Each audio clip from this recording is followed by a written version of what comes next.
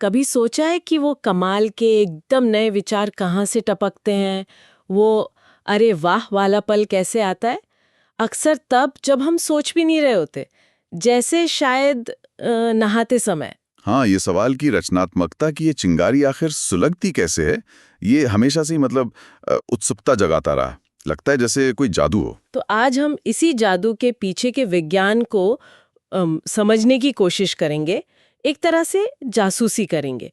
हमारा मिशन है रचनात्मकता यानी क्रिएटिविटी और हमारे दिमाग के अंदर फैले जटिल तारों के जाल मतलब न्यूरल नेटवर्क्स के बीच के रिश्ते को खोलना। हाँ, पता लगाना कि हमारा दिमाग ये नए आइडियाज पैदा करता कैसे है। बिल्कुल। और इसके लिए हमारे पास सुरागों की कमी नहीं है। हमारे स्रोतों का दायरा काफी बड़ा है।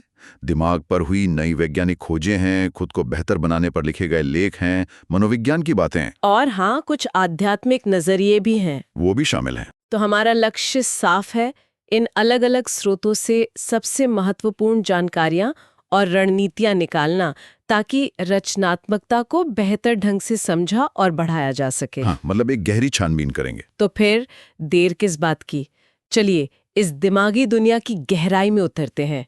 पहला सुराग, जाहिर है हमारा दिमाग। रचनात्मकता का दिमागी आधार क्या है? सही श्रीमात। देखिए, पहली बड़ी बात जो स्रोत बताते हैं वो ये है कि रचनात्मकता दिमाग के किसी एक कोने में नहीं बैठी है। ऐसा नहीं कि कोई क्रिएटिविटी बल्ब है जो जलता बुझता हो। तो फिर ये पूरे दिमाग का खेल है, कोई नेटवर्क। हाँ बिल्कुल, ये कई सारे नेटवर्क्स का आपसी तालमेल है।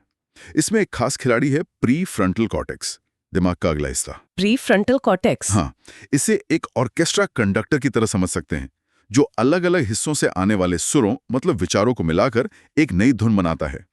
ये योजना बनाने, ध्यान देने और जटिल सोच को कंट्रोल करने में मदद करता है। दिलचस्प।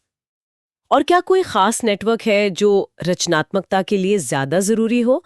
मैंने सुना है हाल के शोध किसी एक नेटवर्क पर खास ध्यान दे रहे हैं ना? बिल्कुल, वो है डिफॉल्ट मोड नेटवर्क।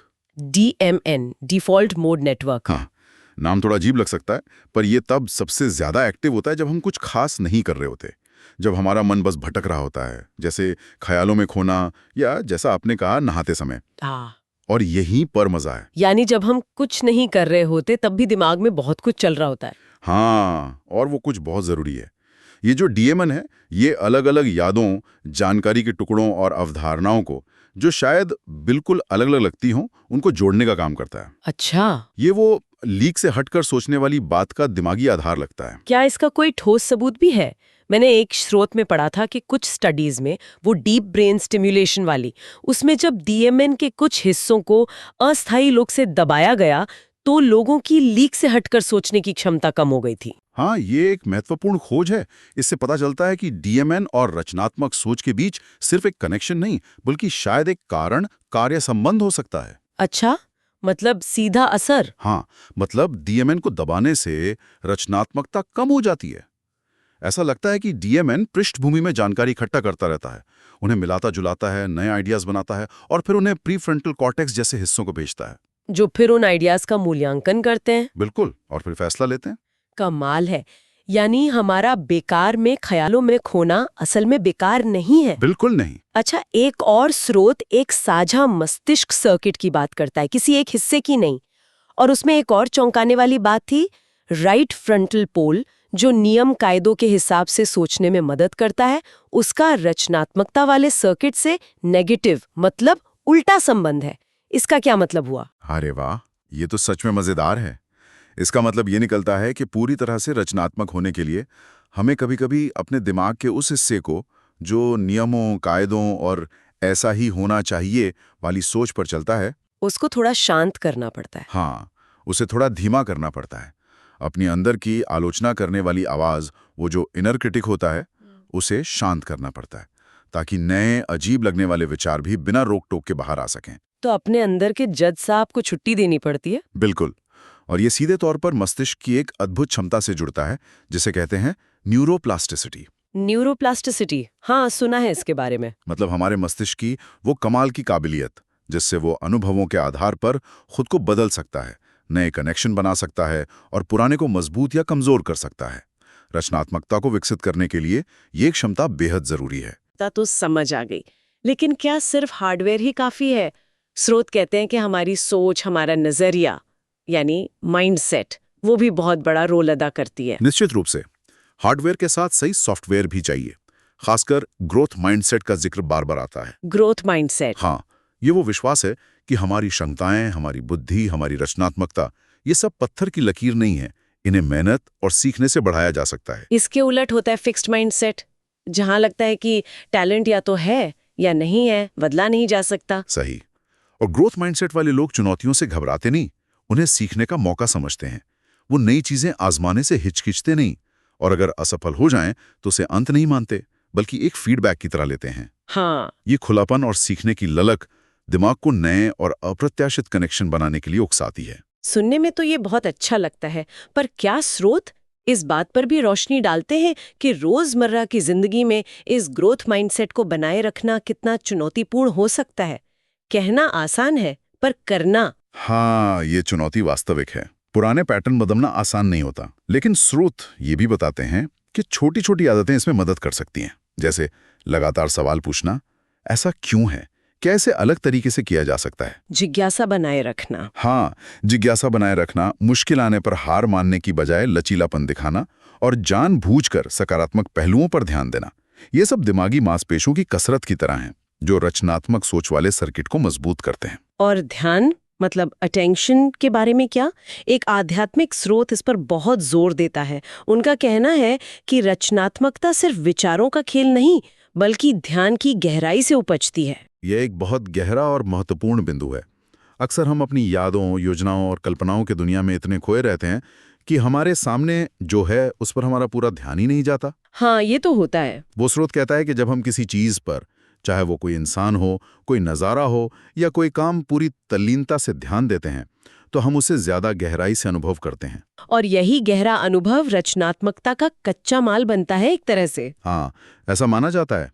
यही अनुभव फिर नए विचारों, कला या समाधानों के रूप में बाहर आ सकता है। इसी से जुड़ी हैं सचेतन मतलब माइंडफुलनेस और ध्यान यानी मेडिटेशन की तकनीकें। हाँ, माइंडफुलनेस और मेडिटेशन। स्रोत बताते हैं कि इनके अभ्यास से तनाव कम होता है, फोकस सुधरता है और दिमाग शांत होता है। ये सब मिलकर एक ऐसा मानसिक वातावरण बनाते हैं जहां रचनात्मक विचार आसानी से पनप सकें। दिमागी बातें हुई, क्या हमारे शरीर का भी इसमें कोई रोल है? जैसे हम क्या खाते हैं, कितना सोते हैं, क्या इसका भी रचनात्मकता पर असर पड़ता है? बिल्कुल पड़ता है। दिमाग शरीर का हिस्सा है, उसे सही पोषण और आराम चाहिए। स्रोत बताते हैं कि ओमेगा 3 फैटी एसिड्स, हाँ, वो मछली और अखरोट वगैरह में होते हैं। बिल्कुल, मछली, अखरोट, अलसी के बीज मिलते हैं। ये दिमाग की कोशिकाओं के लिए अच्छे हैं। एंटीऑक्सीडेंट्स जो रंगीन फलों और सब्जियों में होते हैं, वो दिमागी तनाव से लड़ने में मदद करते हैं। और हाँ, पर्याप्त पानी पीना भी जरूरी है। और कसरत और नींद? इनका क्या? नियमित व्यायाम से दिमाग में खून का दौरा बढ़ता है, जिससे उसे ज्यादा ऑक्सीजन और पोषक तत्व मिलते हैं। ये नए न्यूरॉन्स की बनने में भी मदद कर सकता है। और नींद, भाई नींद तो सुपर हीरो है। सुपर हीरो, सही कहा। सोते समय दिमाग दिन भर की जानकारी को प्रोसेस करता है, यादों को मजबूत करता है और सबसे जरूरी, दिन भर में जमा हुए हानिकारक प्रोटीन जैसे कचरे को साफ करता है। अच्छा, ये सफाई रात को होती है। हाँ, तो एक थका हुआ कचरे से भरा दिमाग रचनात्मक कैसे सोच पाएगा? इसलिए अच्छी नींद रचनात्मकता के लिए मतलब बहुत ही ज्यादा जरूरी है, कोई समझौता नहीं। ठीक है, तो दिमाग की सेहत, सही मानसिकता, ध्यान, ये सब रचनात्मकता के लिए खाद पानी जैसे हैं। पर हम सब जानते हैं कि कभी-कभी सब कुछ सही होने पर भी गाड़ी अटक जाती है। स्रोत रचनात्मकता के रास्ते में आने वाली आम रुकावटों के बारे में क्या बताते हैं? हाँ, रुकावटें या वो जो मेंटल ब्लॉक्स कहते हैं, वो बहुत आम हैं। स्रोत कई का जिक्र करते हैं, जिनमें सबसे ऊपर हैं असफलता का डर। हाँ, फियर ऑफ फेलियर। अगर मेरा आइडिया बकवास निकला तो लोग क्या कहेंगे? दूसरा है परफेक्शनिज्म मतलब पूर्णतावाद। जब तक ये बिल्कुल परफेक्ट ना हो, मैं इसे शुरू ही नहीं कर सकता या दिखा नहीं सकती। हाँ, और तीसरा, जैसा हमने पहले बात की, फिक्स्ड माइंडसेट, मुझ में ये करने का टैलेंट ही नहीं है।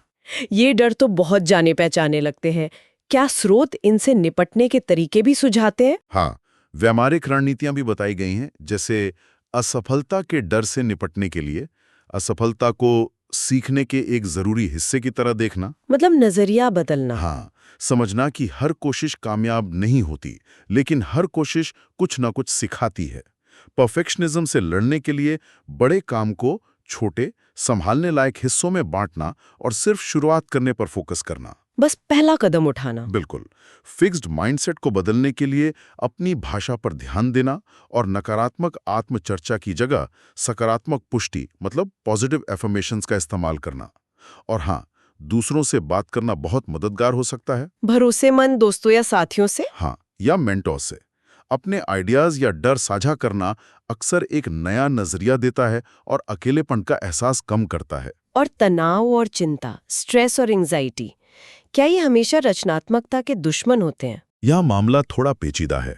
एक तरफ बहुत ज्यादा या लंबे समय तक चलने वाला तनाव रचनात्मक सोच को दबा सकता है, क्योंकि दिमाग वो लड़ो या भागो मोड में फंसा रहता है। हाँ, फाइट और फ्लाइट।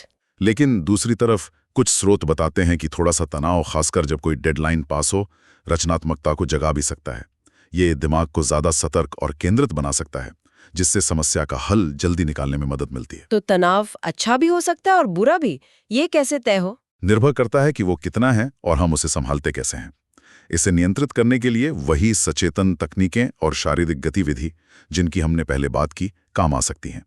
लेकिन हाँ, एक स्रोत है जो इस विचार को पूरी तरह से चुनौती देता है कि रचनात्मक होने के लिए किसी तरह की अंदरूनी उथल-पुथल या दर्द जरूरी है। अच्छा, उनका क्या मानना है? उनका नजरिया है कि सच्ची रचनात्मकता शांत और केंद्रित ध्यान की अवस्था से आती है, न कि किसी संघर्ष या पीड़ा से। ये एक दिलचस्प विरोधाभास है।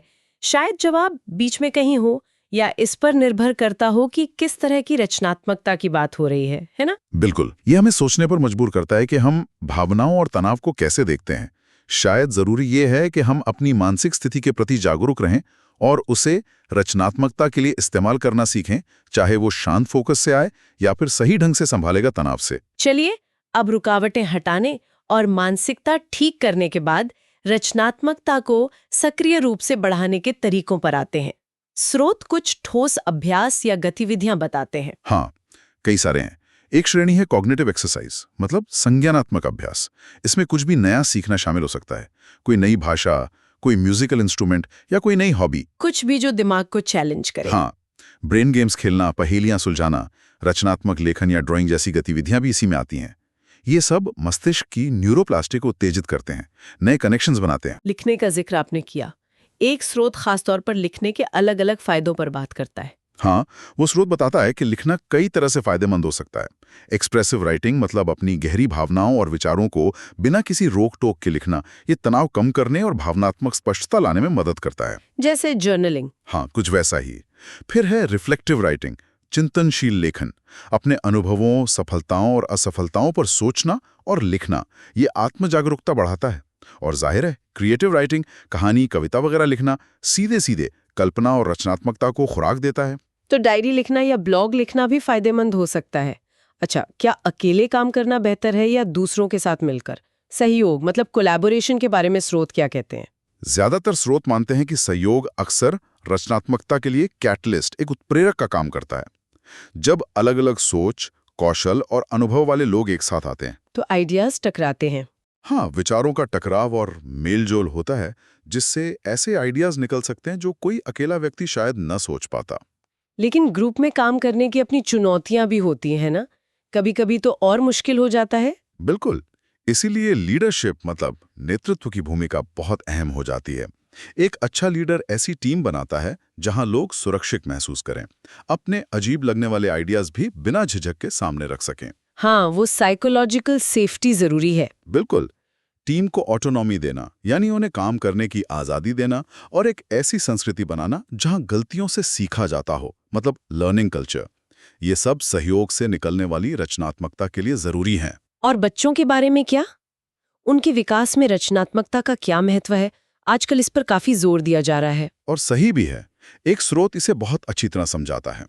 बच्चों के लिए रचनात्मकता सिर्फ ड्राइंग या क्राफ्ट बनाना नहीं है, यह उनके अंदर प्रॉब्लम सॉल्विंग का कौशल विकसित करती है। अच्छा, कैसे? जब वे कुछ बनाते हैं या खेलते हैं तो वे लगातार छोटी छोटी समस्याओं का हल ढूंढ रहे होते हैं। ये टुकड़ा यहाँ कैसे लगेगा, ये गिरे बिना कैसे खड़ा होगा। यह उनके मानसिक स्वास्थ्य के लिए भी अच्छा है, उन्हें अपनी भावनाओं को व्यक्त करने का एक जरिया देता है। और भविष्य के लिए, हाँ, भविष्य के लिए यह उन्हें लीक से हटकर सोचने और पारंपरिक करियर के अलावा नए रास्ते तलाशने के लिए तैयार करता है। उन्हें ये मौके कैसे दिए जा सकते हैं, घर पर या स्कूल में? बहुत सरल तरीकों से। उन्हें खेलने, कल्पना करने, सवाल पूछने के लिए प्रोत्साहित करना, उन्हें अलग अलग सामग्री देना, रंग, ब्लॉक, मिट्टी या बस पुरानी पेटियां, ड्राइंग, डांस, कहानी सुनाना, गाना गाना, ये सब उनके रचनात्मक दिमाग को खाद पानी देते हैं। जरूरी नहीं कि कुछ महंगा या जटिल हो। अच्छा, एक स्रोत में न्यूरोफीडबैक थेरेपी का भी जिक्र था। ये क्या चीज़ है? सुनने में काफी हाईटेक लगता है। हाँ, ये एक आधुनिक तकनीक है। इसे आप दिमाग के लिए एक तरह का बायोफीडबैक समझ सकते हैं। इसमें सेंसर की मदद से व्यक्ति की मस्तिष्क तरंगों, मतलब ब्रेन वेव्स को मापा जाता है और उसे स्क्रीन पर दिखाया जाता है। लाइव? रियल टाइम में? हाँ, फिर व्यक्ति को सिखाया जाता है कि वो अपनी सोच या मानसिक स्थिति को बदलकर उन तरंगों को कैसे नियंत्रित करे। और इसका रचनात्मकता से क्या लेना देना? ये तो शायद किसी बीमारी के इलाज में काम आता होगा। हाँ, इसका मुख्य उपयोग तो ध्यान की कमी, ADHD, चिंता, अवसाद जैसे मामलों में होता है, लेकिन कुछ शोध और विशेषज्ञ इसे पीक परफॉर्मेंस ट्रेनिंग के लिए भी इस्तेमाल करते हैं, जिसमें एथलीट, कलाकार या व्यवसायी शामिल हो सकते हैं। अच्छा, तो परफॉर्मेंस बढ़ाने के लिए? माना जाता है कि ये थीटा तरंगों को बढ़ाने में मदद कर सकता है, जो गहरी आराम की स्थिति, ध्यान और रचनात्मक सोच से जुड़ी होती हैं। तो ये रचनात्मकता बढ़ाने का एक संभावित तरीका हो सकता है, हालांकि इस पर अभी और शोध की जरूरत है। दिलचस्प। ये तो हुई दिमाग को सीधे ट्रेन करने की बात, पर रचनात्मकता का एक और अहम पहलू है जो दिमाग की बहुत ही बुनियादी कार्यप्रणाली से जुड़ा है, हमारी याददाश्त, मेमोरी। सुनने में शायद अजीब लगे, पर स्रोत बताते हैं कि याद करना भी एक रचनात्मक काम है। ये एक बेहद महत्वपूर्ण और अक्सर नजरअंदाज किया जाने वाला पहलू है। हम सोचते हैं कि याददाश्त एक वीडियो रिकॉर्डर की तरह है जो घटनाओं को हूबहू दर्ज करती है, लेकिन मनोविज्ञान के शुरुआती दौर में ही फ्रेडरिक बार्टलेट जैसे मनोवैज्ञानिकों ने दिखा दिया था कि ऐसा बिल्कुल नहीं है। तो फिर याददाश्त कैसे काम करती है अगर वो रिकॉर्डिंग नहीं है तो? बार्टलेट ने बताया कि स्मृति एक सक्रिय पुनर्निर्माण की प्रक्रिया है, एक्टिव रिकंस्ट्रक्शन। जब हम कुछ याद करते हैं तो हम उसे हूबहू दोबारा नहीं चलाते, बल्कि हम उसे अपने मौजूदा ज्ञान, विश्वासों, उम्मीदों और अनुभवों, जिन्हें स्कीमा कहा था उन्होंने। हाँ बिल्कुल, स्कीमा, उनके आधार पर फिर से बनाते हैं। हर बार याद करने पर कहानी थोड़ी बदल सकती है, कुछ चीजें जुड़ सकती हैं, कुछ छूट सकती हैं। अरे, तो मतलब हर बार जब हम कुछ याद करते हैं तो हम उसे एक तरह से रीमिक्स कर रहे होते हैं। क्या बढ़िया शब्द इस्तेमाल किया। हाँ बिल्कुल, और यहीं पर रचनात्मकता का गहरा संबंध जुड़ता है। रचनात्मकता अक्सर क्या होती है?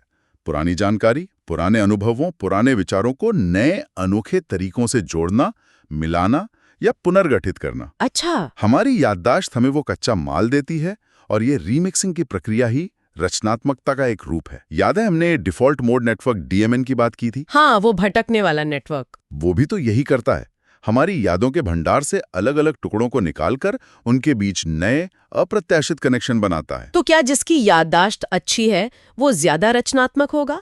मतलब रटने की क्षमता? जरूरी नहीं कि रटने वाली याददाश्त अच्छी हो। ज्यादा महत्वपूर्ण है जानकारी तक आसानी से पहुंच पाना और उसे लचीले ढंग से इस्तेमाल करने की क्षमता। हमारी अलग अलग तरह की यादें इसमें भूमिका निभाती हैं। जैसे कौन कौन सी यादें? जैसे डिक्लेरेटिव मेमोरी, जिसमें तथ्य, नाम, तारीखें आती हैं। प्रोसीजरल मेमोरी, जैसे साइकिल चलाना या टाइप करना सीखना।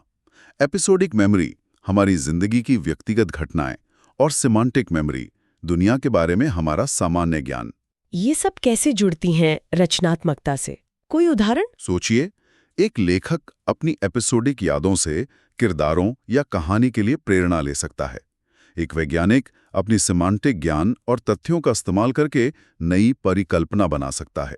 एक संगीतकार अपनी प्रोसीजरल मेमोरी का उपयोग करके नया संगीत रच सकता है। और जैसा हमने पहले लिखने वाले स्रोत में देखा, हाँ, अपने अनुभवों पर चिंतन करना या रचनात्मक लेखन करना, ये दोनों ही हमारी याददाश्त को भी मजबूत करते हैं और रचनात्मकता को भी। ये एक दूसरे को पोषण देते हैं, एक साइकिल जैसा है। ये सचमुच कमाल है कि कैसे दिमाग के अलग अलग काम, ध्यान, याददाश्त, भावनाओं का नियंत्रण, सोच के पैटर्न, ये सब मिलकर रचनात्मकता के ताने बाने को बुनते हैं। ये कोई एक चीज नहीं है। बिल्कुल। और सबसे अच्छी बात यह है कि ये दिखाता है कि रचनात्मकता कोई रहस्यमयी वरदान नहीं है जो सिर्फ कुछ किस्मत वालों को मिलता है। ये हमारे दिमाग के जटिल लेकिन समझने लायक कामों का नतीजा है। और इसे विकसित किया जा सकता है। हाँ, क्योंकि हमारा दिमाग न्यूरोप्लास्टिसिटी की क्षमता रखता है, इसलिए सही नजरिए, सही आदतों और अभ्यास से इसे काफी हद तक विकसित किया जा सकता है। तो आज की इस गहरी छानबीन को समेटते हैं। हमने क्या मुख्य बातें समझी? पहली बात, रचनात्मकता दिमाग के किसी एक हिस्से का काम नहीं, बल्कि कई नेटवर्क्स, खासकर डिफ़ॉल्ट मोड नेटवर्क DMN और प्रीफ्रंटल कॉर्टेक्स के आपसी तालमेल का नतीजा है। दूसरी, हमारी मानसिकता बहुत मायने रखती है। ग्रोथ माइंडसेट, यानी ये विश्वास कि हम सीख सकते हैं और बदल सकते हैं, रचनात्मकता के लिए दरवाजे खोलता है। इसके साथ ही जिज्ञासा, लचीलापन और सकारात्मकता जैसी आदतें भी जरूरी हैं। तीसरी, ध्यान देने की क्षमता, चाहे वो गहरी तल्लीनता से आए या माइंडफुलनेस के अभ्यास से, रचनात्मकता को गहराई देती है।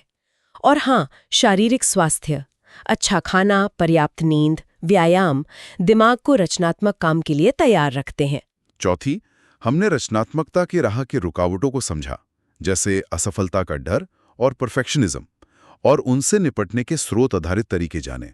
साथ ही इसे सक्रिय रूप से बढ़ाने के लिए कई व्यवहारिक रणनीतियां देखी, नई कौशल सीखना, लिखना, दूसरों के साथ मिलकर काम करना और बच्चों में से प्रोत्साहित करना। और वो न्यूरो फीडबैक वाली बात भी। हाँ, और पांचवी और शायद सबसे आश्चर्यजनक बात, हमने याददाश्त के रचनात्मक स्वभाव को समझा। याद करना सिर्फ अतीत को दोहराना नहीं, बल्कि उसे हर बार नए सिरे से गढ़ना है, और यही गढ़ने की प्रक्रिया रचनात्मकता का अभिन्न अंग है। ये सारी बातें किसी के लिए भी उपयोगी हो सकती हैं, चाहे वो कलाकार हों, वैज्ञानिक हों, व्यवसायी हो या बस अपनी रोजमर्रा की जिंदगी में आने वाली चुनौतियों का नया हल ढूंढना चाहता हो। हाँ, क्योंकि रचनात्मकता समस्याओं को नए नजरिए से देखने की क्षमता है। सही कहा, ये जिंदगी के हर पहलू में काम आती है। बिल्कुल। और अब जैसा कि हमारा रिवाज है, अंत में एक सवाल छोड़ जाते हैं सोचने के लिए।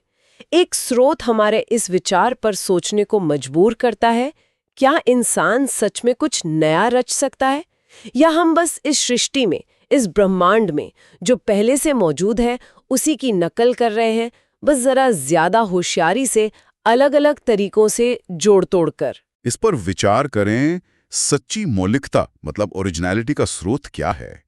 क्या ये बाहरी दुनिया की नकल है जिसे हमारा दिमाग और याददाश्त नए तरीकों से रिमिक्स करते हैं, जैसा कि DMN और स्मृति पुनर्निर्माण के सिद्धांत सुझाते हैं?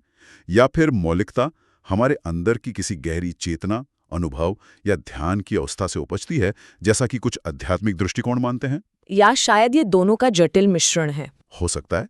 इस सवाल का कोई आसान जवाब नहीं है, पर इस पर सोचना ही शायद रचनात्मकता की ओर एक और कदम है।